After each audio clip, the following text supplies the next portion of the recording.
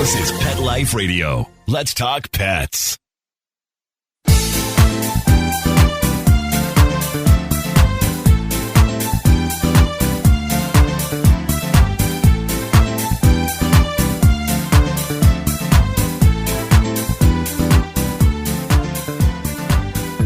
Hello, everybody. I'm Rita Reimers, your host of 19 Cats and Counting. Oh, we have somebody extra special today, the kitten lady, Hannah Shaw.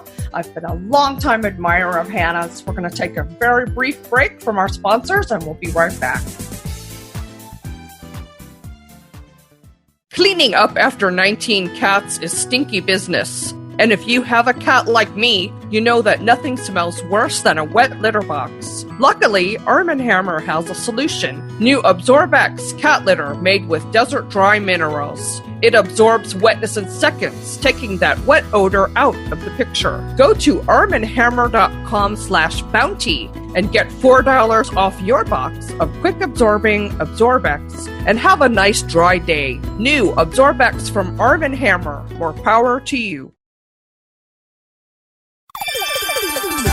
Let's Talk Pets on PetLifeRadio.com.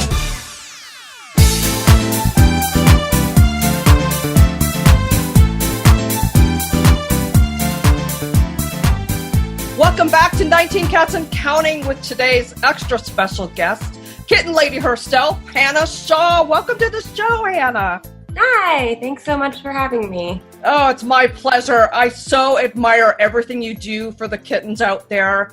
It really takes a very special talent to take care of those little ones, especially special needs. How did you get started with this? Thank you. I got started, I think like a lot of people do in rescue. Cats found me.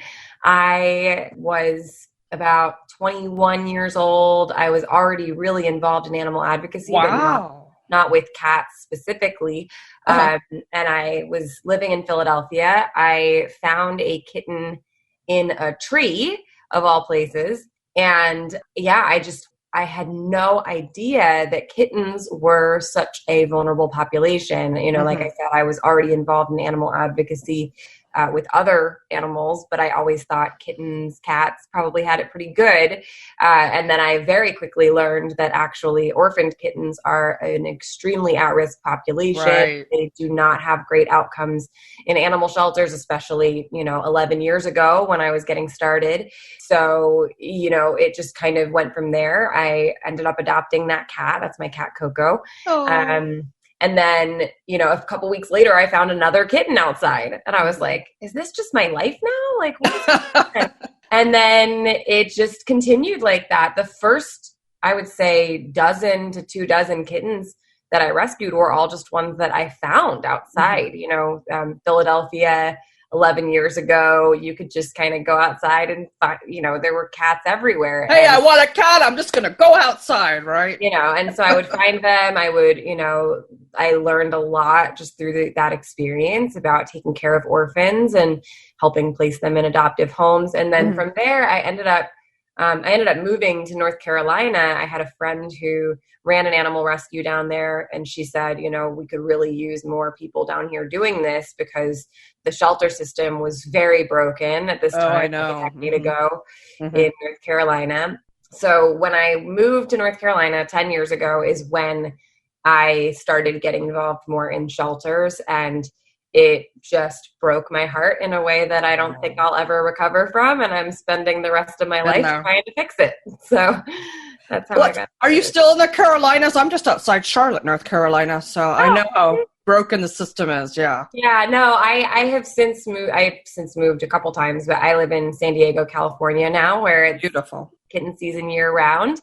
But I lived in North Carolina for several years. That's really where all of my kind of understanding of the sheltering system developed, and where my love for working with shelters, specifically like shelters with a lot of need, like rural shelters, that was where I became very passionate about that. Because as I'm sure 10 years ago in North Carolina, I mean, cats, even healthy adult cats, much less like young, special needs kittens, they did not have good outcomes in shelters. And really the only opportunity to help was, to go and get them and bring them home and foster them and find them a loving placement. And that was how I became so passionate about trying to get other people to foster, because I realized really quickly that, I was not going to be able to do it all alone. So, no, that's the problem, is there's so many. And especially, like you mentioned, in the warm climates like the Carolinas and California,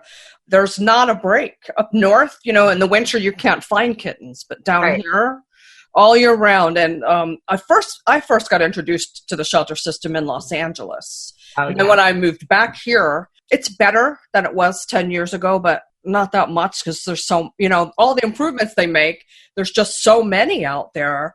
It doesn't matter, how much bigger, how much better, how many fosters, there's always the need for more. Yeah, I know. I completely agree with that. I mean, a story I can share is the shelter that kind of broke my heart 10 years ago was a very small rural shelter in North Carolina. And I used to go there and I would just go there and cry. I would stand in the parking lot and cry and try to figure out, like, okay, how many can I really take? How many people can I find to agree to take, a couple kittens? Like, what can I do?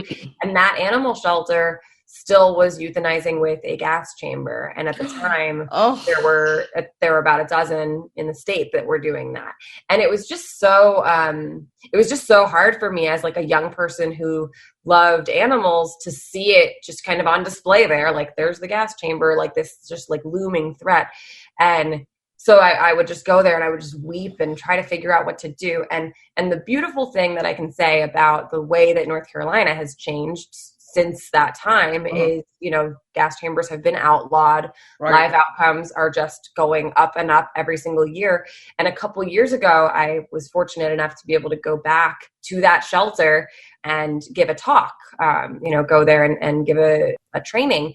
And what I saw was they got a new director who had gotten a completely new building, and he had done a fundraiser where you could pay like a donation for the new building, and then that donation gave you the ability to be part of smashing and destroying the gas chamber. I love that. It was just like, so I cried even just hearing about that, because I was like, that is just so like powerful. So, I have to say it's very heartening to be part of it, like, in the, like, for a long time, because you get to see really like the transition that's happening, and that makes it all the more important to be involved, so that 10 years from now we can look back and go, oh my gosh, remember 10 years ago?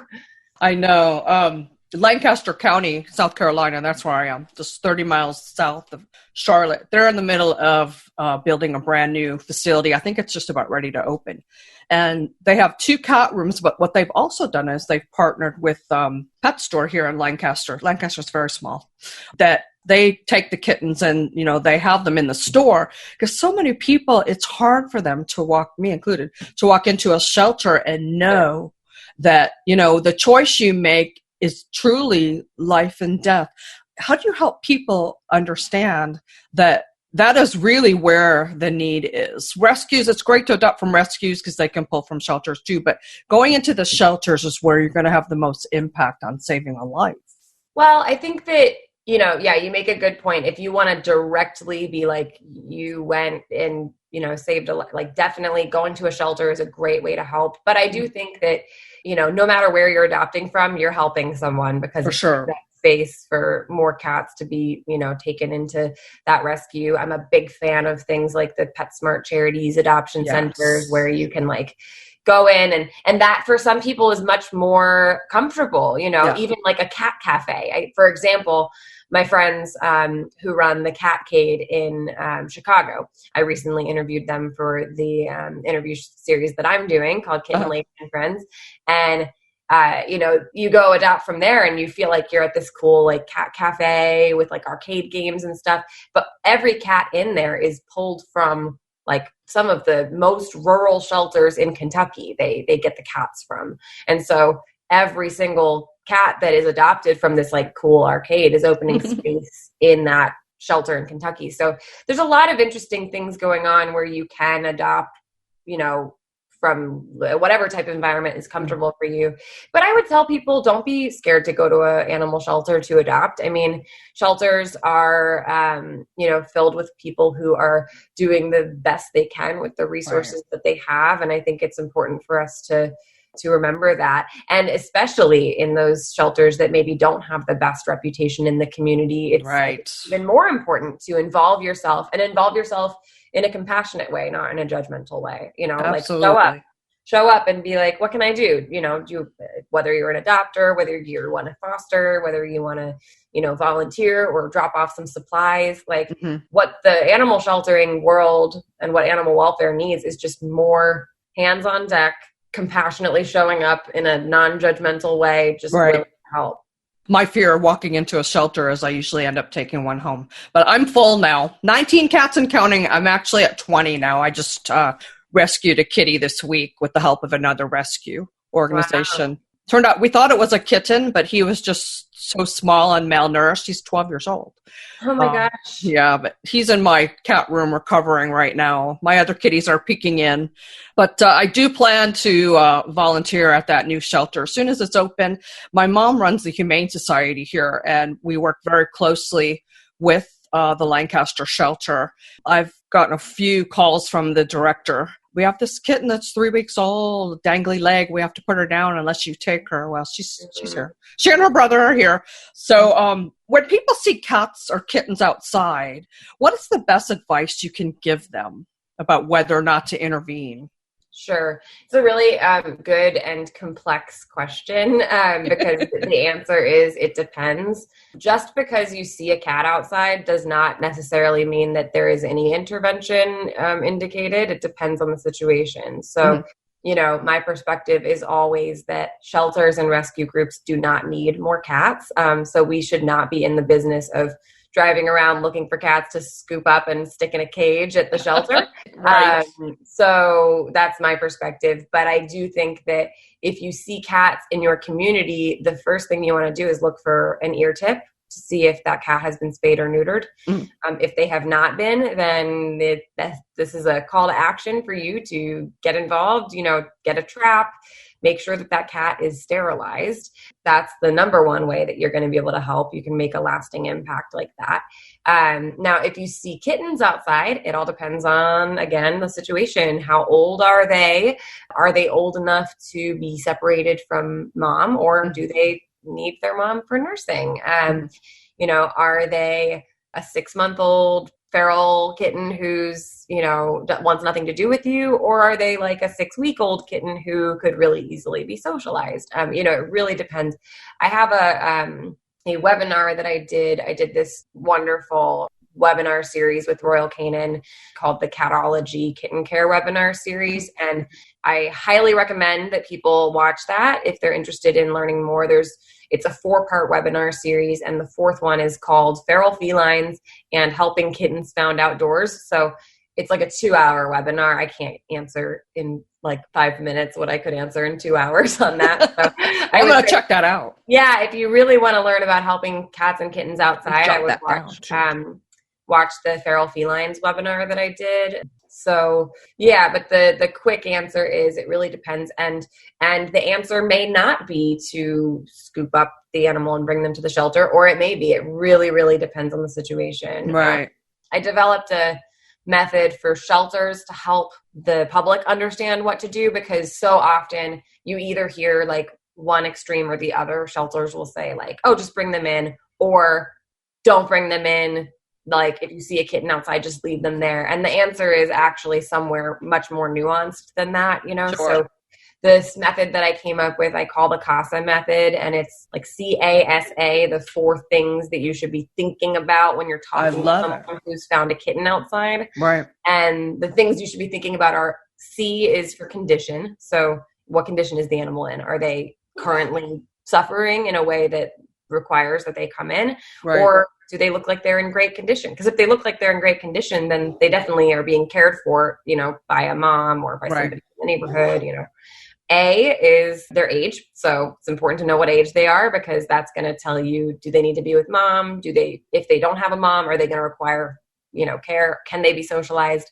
S is the situation. So are they in a safe situation? Are they in an unsafe situation? Obviously, we're going to be more likely to intervene if they're in a very unsafe place versus, Right. in a place where they have shelter or they have a feeder or things like that.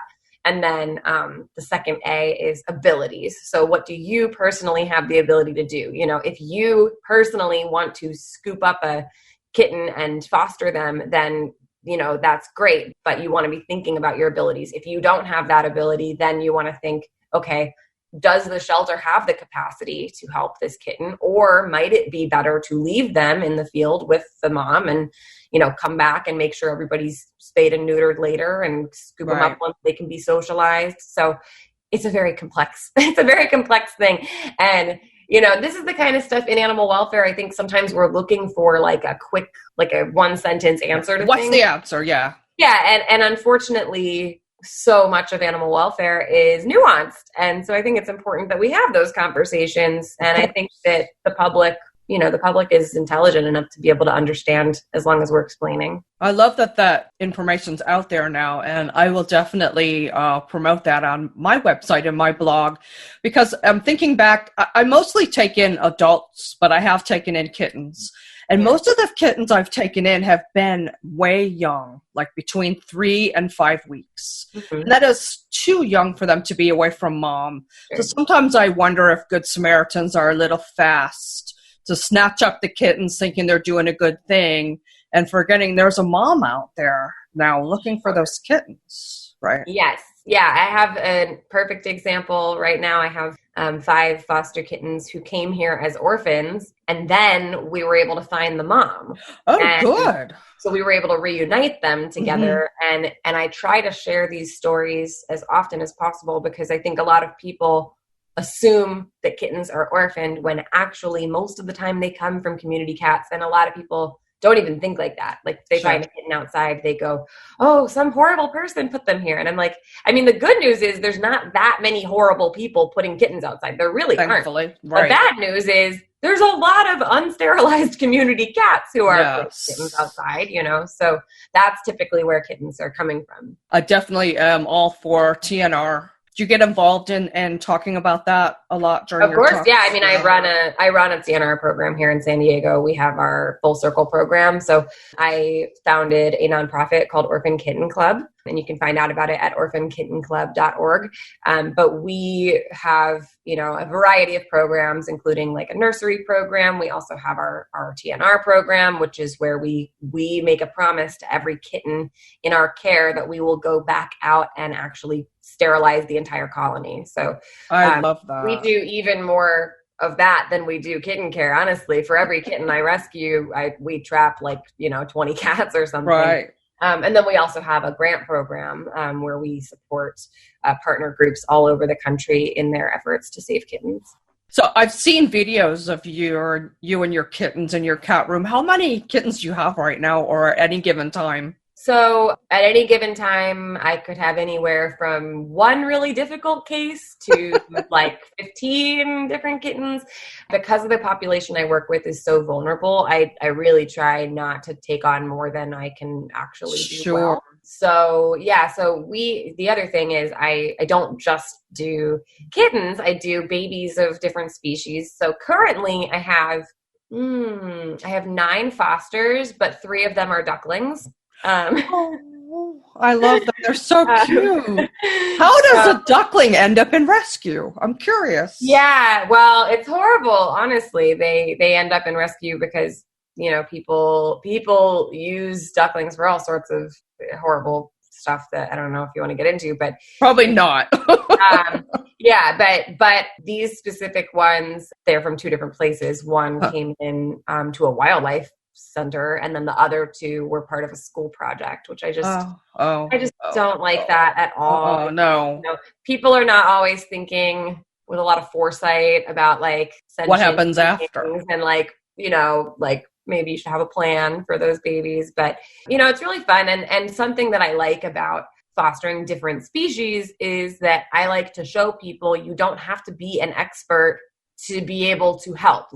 I'm not a duck expert at all, but I'm interested in trying, Sure. And just by virtue of being interested in trying, you can learn a lot and you can make a difference. And so that's one reason that I like showing that side of my life, because, you know, so many people see what I do with kittens and they go, well, you can do that because you're like a kitten expert. I'm like, yeah, but I didn't become a kitten expert overnight. Like, you know, and you don't have to be an expert. Oh my gosh. If kittens only could go be with people who have 10 years of kitten experience, I mean, no one would have any. Right. Yeah. We need people, you know, we need people who are not experienced. Sure. To get involved. And, you know, so, I feel passionately about helping any baby who needs me, because all babies of different species, they all have similar needs. They all need to be kept warm. They need to be kept safe. They need to be fed frequently, you know. So you have ducklings and you have kittens. Any other kind right now? Or what have you done that's the most outrageous species you've helped that no one would think? Well, when I lived in North Carolina, I used to help squirrels. But here I don't do wildlife. California, you know, I'm not. Have the laws, not licensed in California to do wildlife. But my favorite is piglets. I love fostering piglets. So cute. And then since quarantine, I've done 3 puppies, which... That's a handful. To be honest, I wouldn't recommend it. I know. I love them, but I'm always like, puppies remind me of why I love working with kittens. My mom has 7 dogs. So I know when I go to her house, it's just a whole new ball game. When I come home, I'm like, I'll take my 19 cats over her 7 dogs any day. A lot of work. But I don't want to own them. Yeah, I love dogs, and I love working with puppies, but it's really different. I think it is. You know, and this goes to show there's really something for everyone, because, you know, if cats are not for you, well, you're probably not listening to this if cats are not for you, but you know, there really is something for everyone, whether, you know, if you want to foster, or you want to get involved, but you're not interested in neonatal kittens, you could do senior cats, you could do dogs, you could do puppies, you can do guinea pigs, you can do ducklings, you know, you can do horses. Like there's something for absolutely everybody. And fostering is so important. I had Tina Reddington with the ASPCA on my show. I love Tina. Yeah, I love her. I also had someone from Best Friends Organization on my show. And I did those shows back to back, and they seemed like they could have been one show, because the main theme was we need fosters. Yeah. How can people get more involved in fostering? I think a lot of people are scared of fostering. Well, right now is a great time to get involved in fostering. I think most people are spending a little bit more time indoors right now, which means that we have more time to dedicate to a foster animal. Fostering is something that absolutely anybody can do. You don't have to have experience. You can learn. If people are interested, I do have on my website a whole guide to getting started. If you go to kittenlady.org/find kittens, I'll tell you like where you can find kittens in your love it, and how you can get started. And then, you know, I would say watch the webinar series. Honestly, the Royal Canin webinar series that I did is like my favorite thing I've ever put out online. 8 hours of content, so it's a lot. I love it. You can find the webinar that applies to you. So you can watch the bottle babies one. You can watch, there's one about weaned kittens. There's one about working with kittens with, you know, health conditions. And then there's the one about working with feral kittens. And you'll learn so much in that. And, you know, you don't have to like reinvent the wheel. You can learn from other people. If you're interested in fostering, I would say, you know, reach out to your local shelters and rescue groups, ask them what kind of support they offer, you know, get some supplies. If you go to kittenlady.org/supplies, I have like a list of all of the supplies that I use and recommend. And that is, you know, a helpful place to just figure out like, okay, what kind of like playpen should I get? Like, what do I need? Oh, I need baby blankets. If I'm doing neonatal kittens, sure, I'll get that, you know. But yeah, it's a joyful thing, and you know that you're making an impact. And for me, I think the biggest personal gain, aside from the what's great for the animals, you know, saving the animal's life, is that I think during this time where so many of us feel very like we are just, it's a difficult time for everybody right now. It is. I think for me, it's so empowering to be able to work on like a short-term project, like fostering, maybe a 2-month project where you can witness a transformation right in front of you and know that you're the one who made that happen. Like that's like the most healing and powerful thing in my life, is seeing that, like, when I wake up in the morning, the choices that I make can actually transform somebody's life. It's a very powerful thing that it'll impact you on so many levels you're not even expecting. It's a beautiful thing to do. I'm considering fostering some kittens, and everybody who knows me is going, no, because they know when I take in an adult, once they cross my threshold, they don't leave, because my cats are so loving, and they all become one loving community. And I'm like, why would I pull them out of here? But I know with kittens, I could let them go because they've not been through the trauma. They've not been in a home, out of a home, in a home, out of a home. I know I could part with them. Yeah. So what I always say, my saying that I always say is goodbye is the goal. So when it comes to kittens, the entire goal of fostering kittens is to get them to a place where they're independent enough that you can say goodbye to them. Right. And trust me, if you're anything like me, it'll be hard. No, once they're 8 weeks old, I'm like, okay, you're healthy, you're crazy, you're running around my house, and it's been fun, but goodbye is the goal. Time to, say bye-bye. Yeah, that kitten energy is a lot. It is. And, for me, my goal is to save as many lives as possible and to heal animals who are, in need of that kind of support, kittens who are, going through health conditions that they cannot recover from without assistance. Right. So once they're independent, once they're healthy, once they're in a place where anybody could handle them, I'm like, you don't need me anymore. Why are you still here? I'm going to start charging you rent if you keep hanging around. You got to get out of here. So that's the attitude I take. And of course I do get emotional when they leave, but it's not a sad emotional. It's right. It's honestly happy emotional. It's like a graduation where you're emotional because you're we did it, I could see that. Definitely. Yeah. We need to take another little sponsor break, but when we come back, let's talk about some of the fun parts of fostering cats and maybe some amusing stories. I'm sure you have some. So we'll be right back after this break. You don't want to miss what's next. Looking for a dental treat that does more for your dog? Daily Dose is a 2-in-1 chew that pairs a daily dental scrub with powerful supplements to help with the biggest health concerns facing our dogs. Daily Dose was developed by vets to be simple to use and super effective. Plus, dogs love the taste. Available for joint, skin, heart health, or calming. Daily Dose. Your pet's daily dose of awesome. Visit yourpetsdailydose.com to save $3 on your first bag with promo code PETLIFE.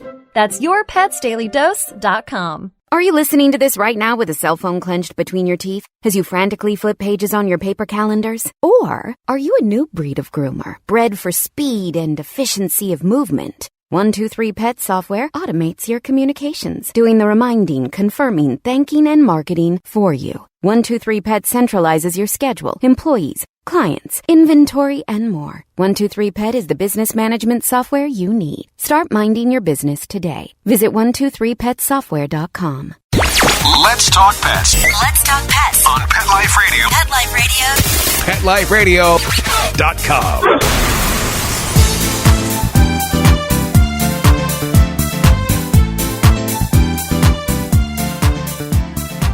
And we're back with 19 Cats and Counting and the awesome Hannah Shaw, the one and only kitten lady. I don't know if any of you have read Tiny But Mighty, but I would definitely recommend taking that book and giving it a good read if you want to know all about kittens. So Hannah, tell me some of the amusing parts of fostering kittens and getting them ready to fly on their own. Oh my gosh. I mean, everything about it is so just fun and joyful for the most part. Now, I would say that when I take in kittens, there's often a struggle for the first little bit because usually they're coming in not in great condition, but then you get to celebrate every little milestone that they make. So celebrating the first time that they actually like start playing, and seeing their like eyes get big and their back arch and like, ooh, like they see a toy for the first time. And, it's just like, it's so fun to watch them go through these stages of development and to know that like you made that difference. Gosh, what are some of the cutest things about, right now I have a bunch of 3.5-week-old foster kittens, which to me is the cutest age. It's like between 3 and 4 weeks, like so much happens. So when you're fostering like newborn neonates, they're like a little jelly bean. They sleep all day. And then right around like 3.5 weeks, their vision rapidly starts to improve. So they can start seeing things and like tracking objects in the environment. Right. Their coordination improves, not like fully. They still kind of like stumble around. Wobbly a little bit. Yeah, but they can like walk and even start like trying to pounce and stuff. And that age, they are just like a little bobblehead. They're like the cutest thing you've ever seen in your life. So I always like cherish this age of kitten. I love having them. It's like being a mom. You really feel that love. Yes. Little guys. Yes, definitely. Yeah, I'm extremely maternal with my kittens. I have like, I think a lot more in common with my mom friends than you would think, because it's I understand stuff. It's like I'm over here with my baby wipes, wiping butts all day, So yeah. My friend Linda, she's a mom and a cat mom and a dog mom. And she's always telling me, don't let anyone ever tell you you're not a mom, because you are. A lot of the same things you go through with kittens, on a smaller scale, you go through with human children, or so I'm told. Right. Yeah. I've been able to give advice to some of my friends, even where they're like my friends who have children, and they're like, how do you sleep when you like have a newborn baby? I'm like, well, I can give them some tips about, because I often don't sleep through the night because I'm taking care of babies overnight. They need to eat every 2 hours or so, right? If they're a newborn, yeah. So So I've really like adjusted my lifestyle to kind of just be like 24/7, 365 kitten mom, and you can totally do it. You also don't have to go as hard as I do with it. This is like my entire life. I understand. It's my entire life too, so I totally understand. What surprised you the most when you started taking care of the little ones, especially the young babies? Honestly, what surprised me the most was when I first got started, I just didn't know that shelters couldn't care for young kittens. Mm-hmm. I assumed that they probably were okay in shelters, and that's just not, definitely 10 years ago was not the case. Now I would say there's more and more foster programs that are, helping save lives, but I think that's the thing that most people don't know, is that in an animal shelter, they have operating hours. They close at the end of the day. Sure. They're not there overnight to take care of kittens. So like literally when a kitten comes into the shelter, if they're like a 3-week-old kitten, it's not even ethical for them to leave them there overnight. They have to have somewhere to go. And that's why these do remain, the most vulnerable animals in terms of cats in shelters, just because they have to have somewhere to go. Otherwise, there is no other solution for them. So that's the thing that I think surprised me the most and made me feel the most committed to solving that particular problem. What else surprises me about kittens? They do funny things every single day. Something that a lot of people don't know that I think is just precious is, every kitten is basically born feral. Every single kitten is born not knowing what a human is. Sure. So when they first are a newborn and when you first get them, a lot of them will hiss even when their eyes are still closed. Yeah, I've seen that. I think that is just the cutest, like a little gummy hiss with no teeth and like their eyes closed. It's just the cutest thing in the world. And then obviously they socialize in like 13 seconds when they're that age. But yeah, that I think was a surprise to me too. I didn't know that when I first got started. Wow, they're so adorable. I don't know how to bottle feed. Luckily, I know a lady here in the Carolinas through the Kitten Coalition that Susan? Susan Cooksey Spalding. How did you know? I know all the kitten people. I figured you would. So back when we can move around again, I definitely want to learn how to bottle feed. Was that something that was difficult for you to learn? Were you nervous about it? No, I've been doing that for like over a decade now. So back when I was, back in my day, you there was not anything to teach you how to do that. You just kind of had to figure it out. You could talk to other people. Like I learned a lot through just meeting people. And that's why I know like every kitten person in the country, because I feel like I had a feeling you would know her, especially since she's in the Carolinas. Susan's awesome. She does great work. So yeah, I mean, I think 10, 11 years ago, it was like, you better know somebody who knows something. And that's why I started my project Kitten Lady with a focus on humane education, because I don't want anybody to feel like they don't have someone they can go to, you know, and that's why. So I have a YouTube channel that's filled with, you know, educational videos you can watch. You can learn how to bottle feed. You can watch the webinars. You can get the book Tiny But Mighty, which is like over 300 pages of kitten care information. And that did not exist when I got started, and that I'm still working on. Every single day, all I do is wake up and start thinking about, okay, what's the next educational resource that I can create that people don't have to feel alone. Because like this one, like I love this book. Yeah, that's my kid's book. I'd hold up the other one, but I have that on my Kindle. And I think it's so important, Hannah, that we teach the kids about not just kittens, but all animals and how precious their little lives are, because some kids aren't raised in homes with animals and really don't know how to handle them. Yeah, you know, I think compassion is something that almost every kid is born with compassion for animals. Sure. And then unfortunately, just by virtue of like the world that we live in, it's like they sort of are conditioned not to care about animals the older that they get, you know? And I think there's a lot of things that go into that. I think it's so important that we're modeling for young people that compassion is a cool thing, that it's for everyone. It's not just for like girls, you know, like you can like the whole cat lady thing just needs to go away, because that's harming cats. You know, we want everybody of all genders to feel like they can be involved in cats, you know. So I think it's really, really important to me that kids see that it's awesome to be involved in animal welfare. And I think a lot of kids naturally love animals, but they're not sure necessarily what to do with that love. So, you know, that's why I made the book that you just held up, Kitten Lady's Big Book of Little Kittens, is to have some information out there for kids who are interested in animal welfare. Because when I was growing up, I had cat books, but they were more like about, you know, like all the different breeds of cats. And it's like, that's not what we need to be teaching kids. Like, no. Kids about fostering, about shelters, about community cats. And, you know, I have to say, even on my like YouTube channel, like the majority of my audience is young, like really young people. Right now, I'm doing an interview series that is a continuation of the Royal Canin Catology series I was doing. It's called Kitten Lady and Friends.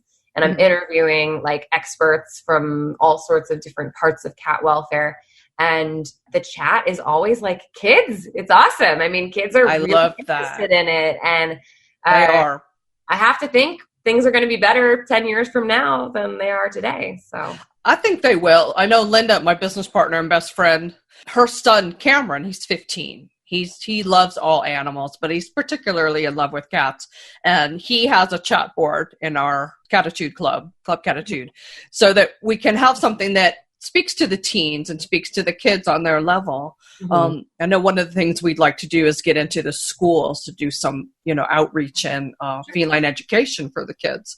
And I would be taking your book with me. I reinvent the wheel. It's right here. My other friend, Arden Moore, I don't know if you know Arden, she's the pet safety expert. She's also written both a cat and a dog book that are towards the kids, you know. So there's more of that out there, which I love to see. And, of course, I will be checking out your series, too. I always tell people the more you can learn about cats, the better. So I promote your books. I'll promote Arden's, you know, Jackson's books, Pam Johnson Bennett. I think if you want to know about cats, you really need to read everybody's books to get a more well-rounded perspective. And, of course, when people come to me asking about kittens, I always send them to you and your website and your books. Yeah, I appreciate that. Well, you're the expert there, so you know more about kittens than I could ever hope to know, I'm sure. And I'm sure you still learn things every day, something surprises you. Listen, Anyone who tells you they know everything is lying. Agreed. No one knows everything. I feel like what I know is just a little sliver, and every single atom of that sliver is made to be shared. I think knowledge is definitely made to be shared. And Agreed. Every time I learn something new, I share it. I want everybody to be able to learn together, because goodness knows, like, it's not fun to go through this stuff alone. No. So that's why also I feel really passionately about taking on like kind of unique cases, things that I actually celebrate and look for cases that I don't know anything about, because it's what helps me learn. Like recently I did a kitten who had congenital hypothyroidism, which is very rare in kittens. And I was like so excited to work on that case, because I was like, wow, all the knowledge that can be gained from this. I was working with UC Davis and participating in a study with a researcher there, because, so much of the time with these little kittens, they have these congenital conditions, these, diseases that they're born with, where they may just, pass away, and we never get to learn anything from them. And so we don't even have like the knowledge and research to know what to do when these situations come up. So I feel really passionately about trying to solve those problems and then sharing that information so other people can see, it really is possible to save even the most vulnerable of lives. Oh, sure. I wrote a book called Sadie's Heart about my heart cat, Sadie. And when I adopted her as a kitten, she had ventral septal defect. It was very severe. Mm-hmm. And they told me that those cats, of course, this was, 20 years ago, they told me those cats are usually euthanized, and they suggested I euthanize her. I wouldn't do it.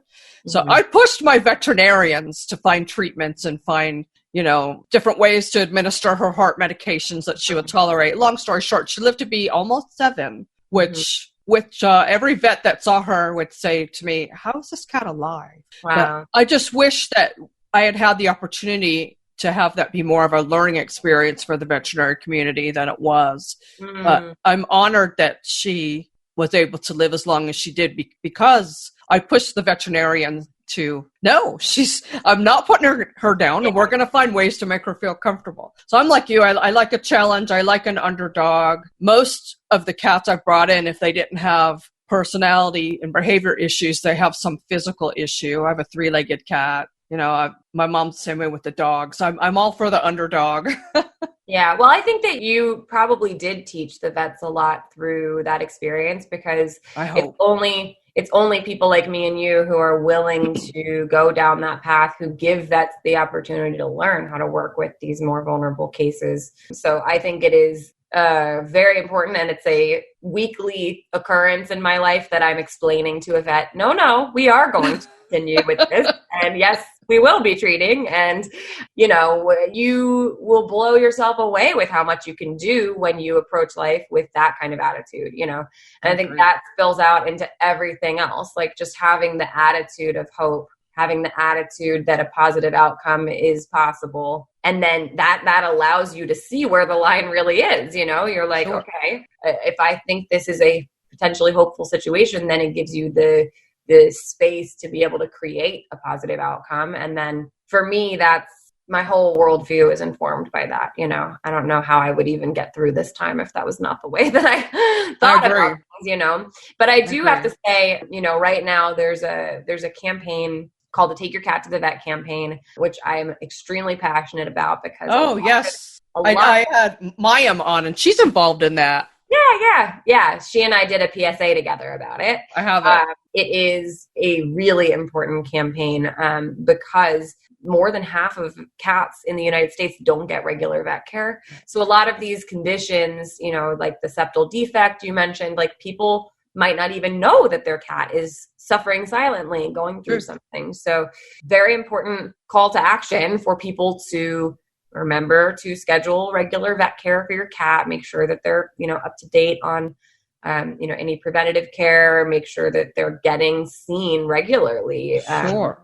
Really, really important. The biggest pushback I get from that is people that say, "Oh, I can't get my cat in the carrier, and she's too hard." Well, there's ways around that too. I have a home vet and I have 2 office vets, because the home vet can't do everything, but they can at least give the exam, maybe identify an issue that needs to be seen in an office. And the other thing too, just keep the carrier out. Let your cats play in it. I have such an easier time getting them in the carrier because for them, it's become a play in a safe space rather than, here's the carrier, I'm going to the vets. Yeah, right? If your carrier only comes out when they go get like poked with a needle, then yeah, they're not going to like the carrier. But absolutely, I agree 100% with your advice. Like leave the carrier open, put some treats in it every once in a while. So it's like a fun place to go explore. And then it's not so bad. And the other thing that I'm a big fan of is fear-free vets. We go to the vet that we use here is a fear-free certified vet, which means that, they are trained to make that as stress-free of a situation as possible for the cats. So it's a really wonderful thing. I always tell people if you're worried about stress with your cats, first do the carrier thing you just mentioned. And then second, go to a fear-free vet or a cat, like a specialty vet that just works with cats. Right. Because they're going to be a lot more knowledgeable. It is stressful if your cat's just going to like any old vet that just has like barking dogs everywhere. And I know they don't know how to work with cats that well, so go to a cat vet or go to a fear-free vet. You'll have a great experience. I agree. So anything that we haven't covered that you want to make sure we get out there? Oh my gosh. Well, I could talk to you forever. I guess. Well, you can come back too. I want to mention, if people are interested in learning more about the Take Your Cat to the Vet campaign, they can go, the website is royalcanin.com/cat health. And on there you can find a lot of great information, but my favorite thing you can do on there is actually get a free online vet consult.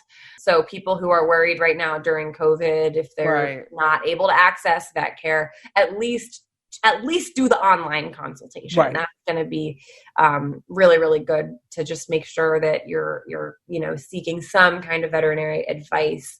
But there's a lot of great info on there. And then, the other thing that people can do right now is watch my ongoing Kitten Lady and Friends series. So I hope people will check that out. That's just, if you go to my YouTube channel is youtube.com/kittenlady and awesome. All there. Hundreds of videos. I love it. And I will include all this information in the accompanying blog that I will write about this show. Oh. Thank you so much for coming. I would love to have you on again in the future. Keep me appraised of any upcoming initiatives you're working on. I would love to keep abreast of everything you're doing. And many thanks to Mark Winter, who does such an awesome job producing my show. And my continued thoughts to my friend and business partner, Linda Hall, as she and her family continue their recovery from COVID. And remember, everybody, the most important thing, every day is Catter Day. See you next time. Let's Talk Pets, every week on demand, only on PetLifeRadio.com.